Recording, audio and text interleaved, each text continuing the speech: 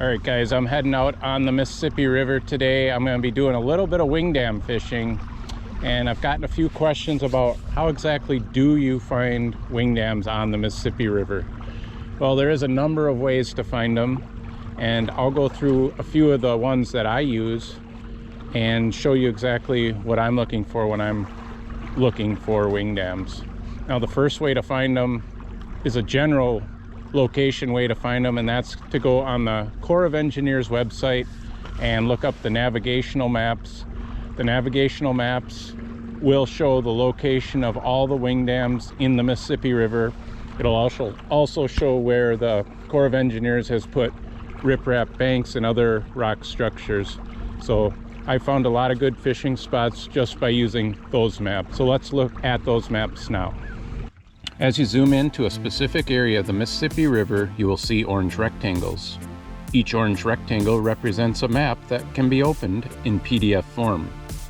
I like fishing Pool 7, so let's look at the map for the upper Pool 7. I click on the orange rectangle, then click More Info next to the Download Chart PDF. The map will open. You will see Lock and Dam number 6 and the restricted areas around the dam. As you work your way downstream, you will see gray lines running perpendicular to the river flow. These are the wing dams. You will also see red and green diamonds, which represent the channel markers. The gray lines along the shorelines and islands are riprap banks. Sometimes the riprap banks are above and other times they're below the surface of the river.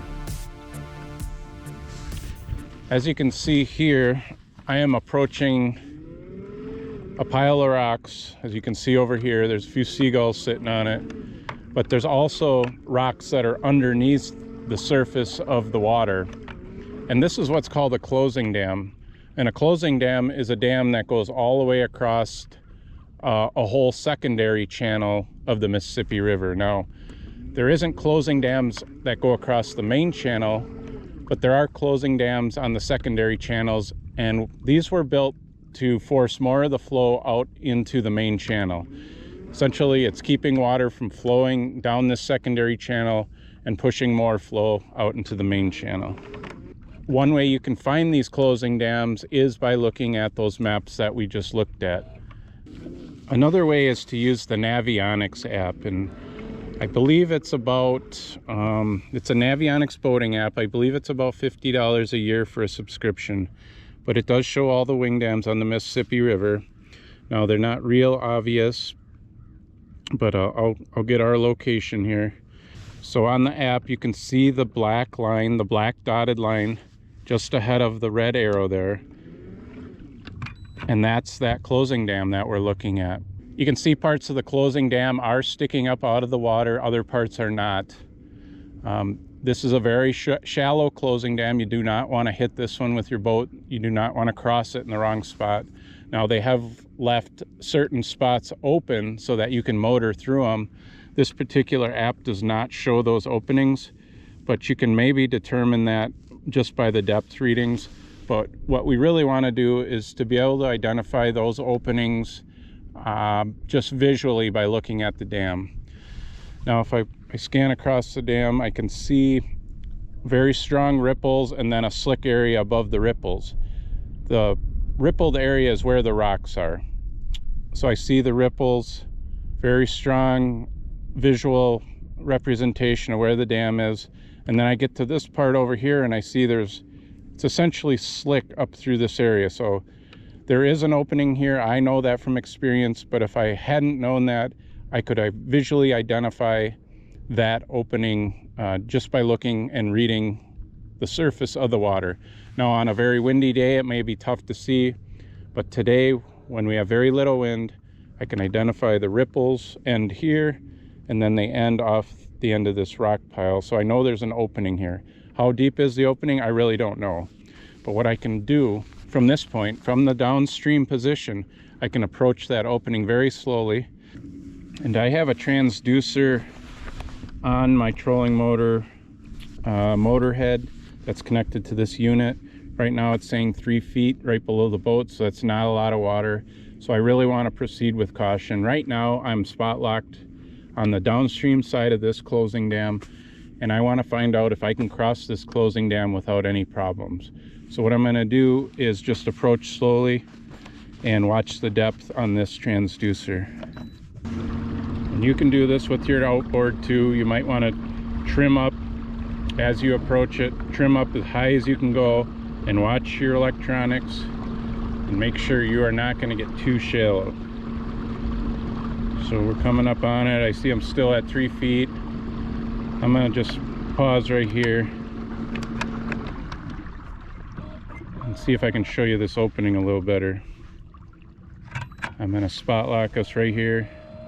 You can see on the Navionics app, I'm just about to cross that dotted black line.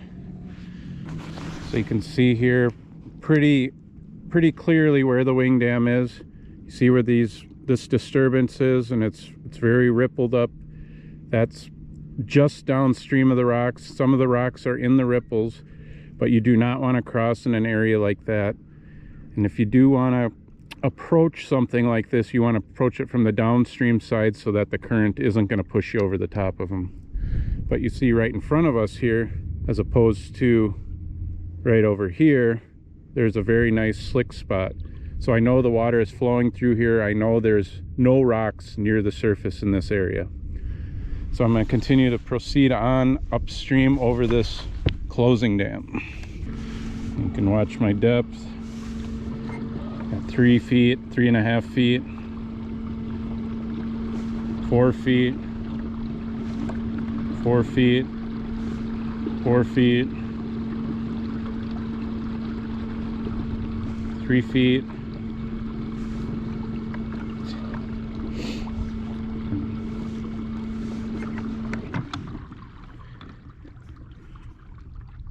You can see where those ripples are. We are past the wing dam, or the closing dam, I should say. You can see we're above it here. So we're safe on this closing dam, but we're not out of the woods yet. We can see rocks over here yet. So we're going to look at the Navionics. We're above the closing dam now, but we're not out of the woods. You can see another pile of rocks above the closing dam here. So we're going to check out our Navionics app and just see what that is. You can see on the Navionics app that there is another line perpendicular to that closing dam. Now that's what we call wing dam, and that's what we're going to be fishing today, is wing dams. You see on the end of the wing dam there's a green marker that indicates the channel buoy. Now a lot of these wing dams have channel buoys on the ends of them, and that's one way you can kind of get an idea where some of them are. Now there are wing dams that don't have channel markers on them as well. So don't assume every wing dam has a channel marker, but a lot of them do, and it's a good way to find them just visually if you're motoring around. So I'm spot locked right next to this buoy out on the channel. You can see on the Navionics app, the red arrow is my location, and it shows the green buoy. As you can see, it is not an exact location. These buoys do move around. They reposition them every year. The ice pushes them around. But so do not use this as a exact placement for these wing dams or these buoys, but it does tell you a general location of them. You can also see the black line. We are basically off the end of that wing dam on the downstream side, and I'd say that's pretty accurate just looking at the swirls in the water here. It looks like that end of that wing dam is right out in front of us there. So I'm going to approach that wing dam from the downstream side and see if we can get up and around it so we can fish that inside corner. And I'm watching as I approach these wing dams from the downstream side. I will watch my graph and make sure that when that water starts to come up, that I'm not going to be running over them and hitting bottom. So you can see the depth coming up there. It's 12, 11, 10, 9, 8, 7, 6, 5. It's flattening out. So we know we're over the shallower part of the wing dam now. And we should see it there. It starts to drop. That now we know we've went over that wing dam. and we're on the back side of it. Almost looks like there may be a fish there too. It's a nice deep wing dam. It goes from 5 down to 15 feet right out on the end there. So I already like the looks of this wing dam, but I'm going to make my way inward and see if we can throw a few casts up into the corner where that wing dam meets that closing dam. Now, being that the water level is real low right now, the inside of this may not be the best spot because there's very little flow on the inside, just because the wing dam is very shallow and it's not letting a lot of water through. So our best bet, I'm thinking just from experience, is going to be where there's a little more flow, which is more towards out on the end of the wing dam. As you can see, as we come up here closer to the closing dam, I'm only in 7 feet of water, so the Navionics map, the depth that it's telling me on the Navionics app is not as accurate as we'd like to see it.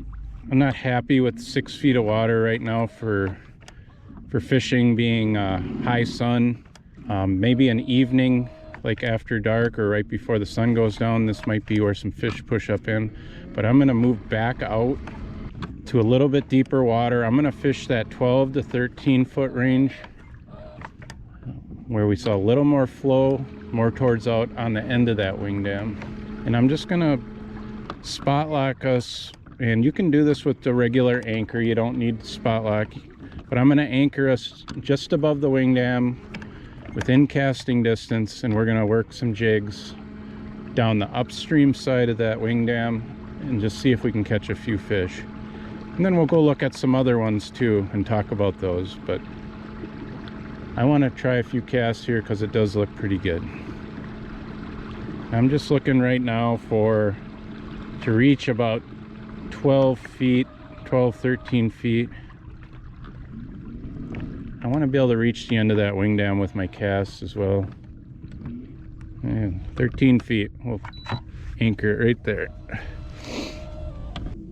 So if you guys can see the wing dam from this perspective, but it's very flat and calm on the upstream side of it, and you'll see the line of ripples there, and that's where the rocks are. And I'm casting basically right on the rocks, if not right on them, just upstream of them. If I'm going for smallmouth or walleyes later in the evening, I do want to get some casts right up on the rocks. Now the risk there is you are going to get snagged, but you can generally pop it out and fish it up and over those rocks if you're careful. If you let it fall down into the rocks and get really hung up, you're going to lose some jigs.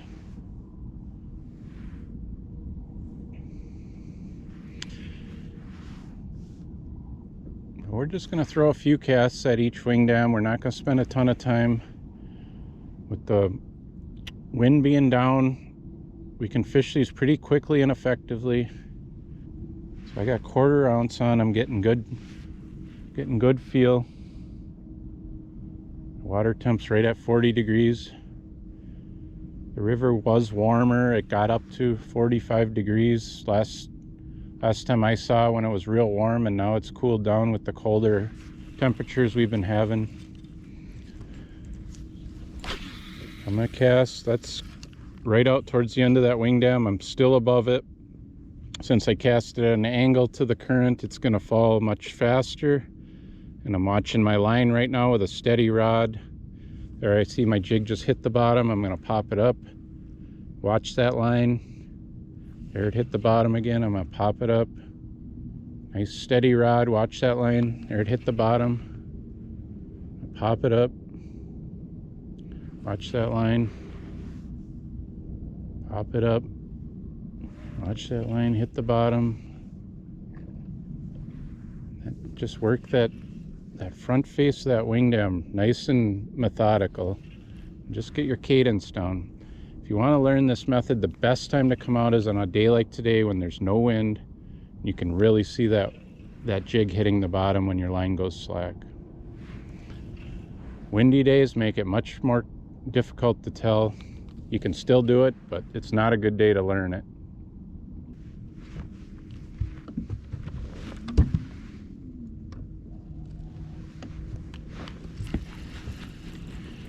I didn't feel any rocks on that last cast. I'm gonna cast a little bit closer to that line of ripples, see if I can tickle the rocks a little bit.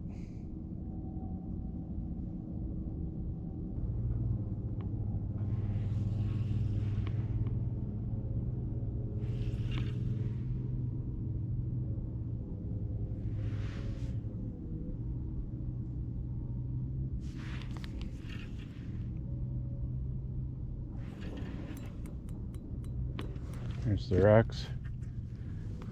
And just let it slack and give it a pop, and it came right back out.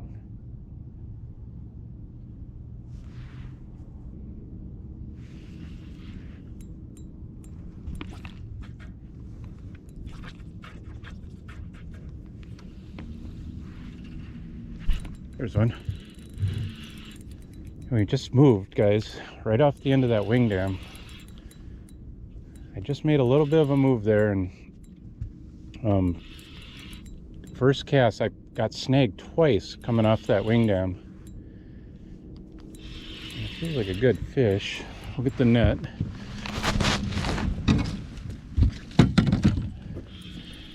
I pulled it up out of those rocks and that fish just cracked it. This feels like a real good fish. Sure. Oh, big walleye. Big walleye.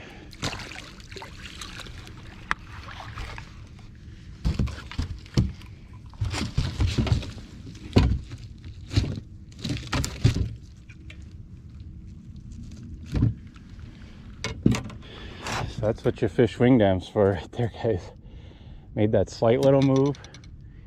Got that jig right out on the end of that wing dam. I felt it hit the rocks. Got snagged, popped it out, got snagged, popped it out, and then the very next fall, that thing cracked it. That's a gorgeous, gorgeous fish, probably 23-incher. You can see how that thing ate it. I just love those purple flukes. I'll pop that out and get her back. What a gorgeous fish. Looks like it could be a good afternoon. We got a snowstorm coming in tonight. These fish are going to be cranked up.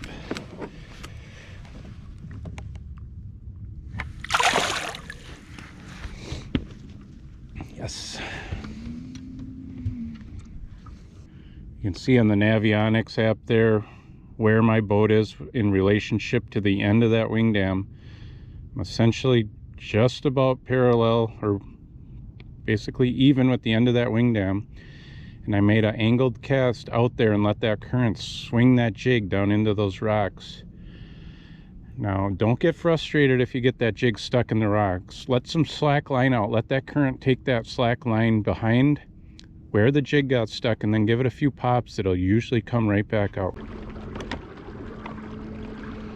All right, guys, we are approaching another wing dam. As you can see on the Navionics app, you see there's a hole right below and off the end of this wing dam, and we are right by the buoy here, and this one's actually pretty accurate on the location of the buoy. So you can see my red arrow there right by the buoy, and we are right next to it physically. So I'm looking at this swing dam. I'm zoomed in here. You can see the black dotted line there. There's actually a tail on this swing dam. So you can see out on the end of it, it makes a 90-degree turn and then points straight upstream. I like that. I'm going to get upstream of this point and see if we can pull a fish off of this wing dam.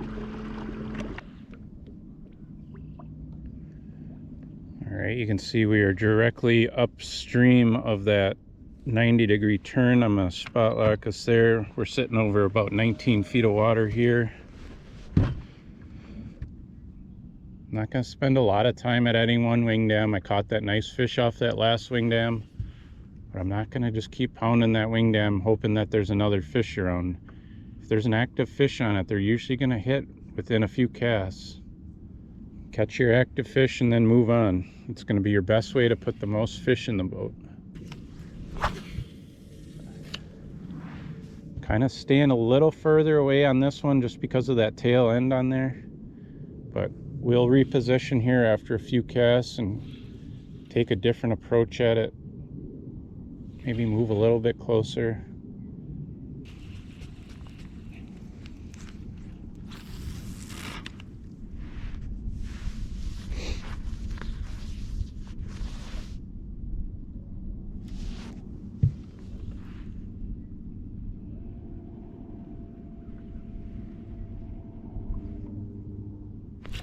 There's one. Good fish. Cracked it right off those rocks again. That was a smallmouth. Ooh.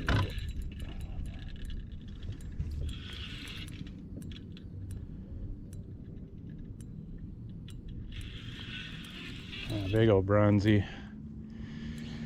Big old bronzy.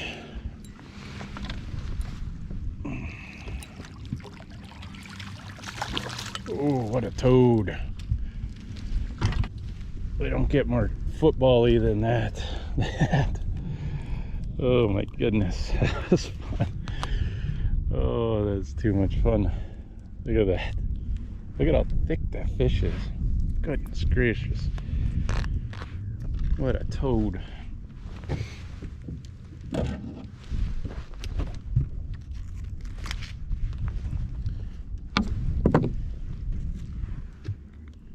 I mean, that thing is built. What a fish. That's how you do it on the wing dams. Let's get him back. My goodness, what a fish.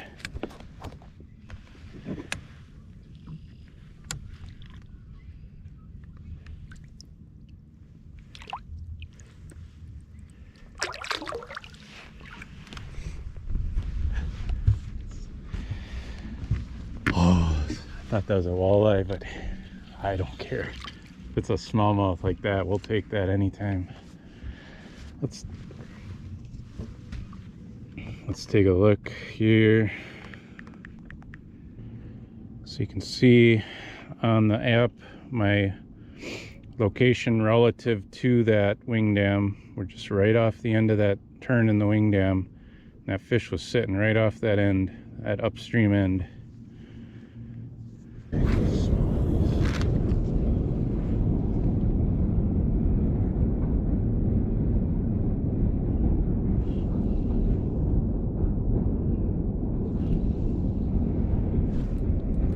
Fish right off of the wing dam.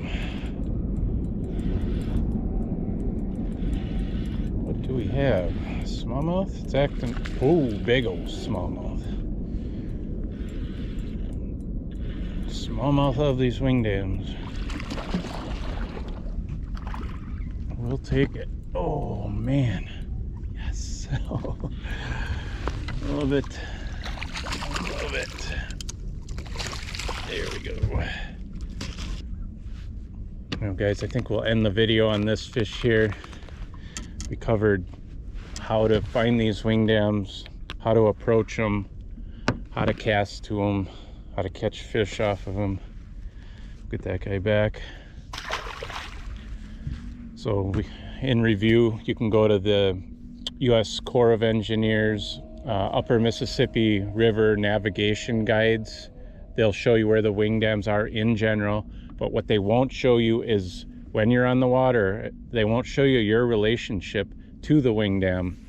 So I use the Navionics Boating App to show my location and show me where all the wing dams are on the river.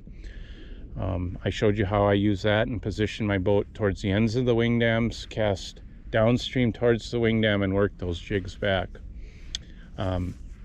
Now there's a lot of technology out there now, side scan, forward facing sonar, all of those will find the wing dams as well. You can use those to your advantage if you have them, but I think we proved today that you don't need them to find these wing dams and fish them effectively. A simple sonar and using good judgment and good vision and reading water is going to put you in the right position to to make great casts and catch some great fish. I hope you guys enjoyed today's video. I enjoyed making it. Good luck fishing, and we'll see you out on the water.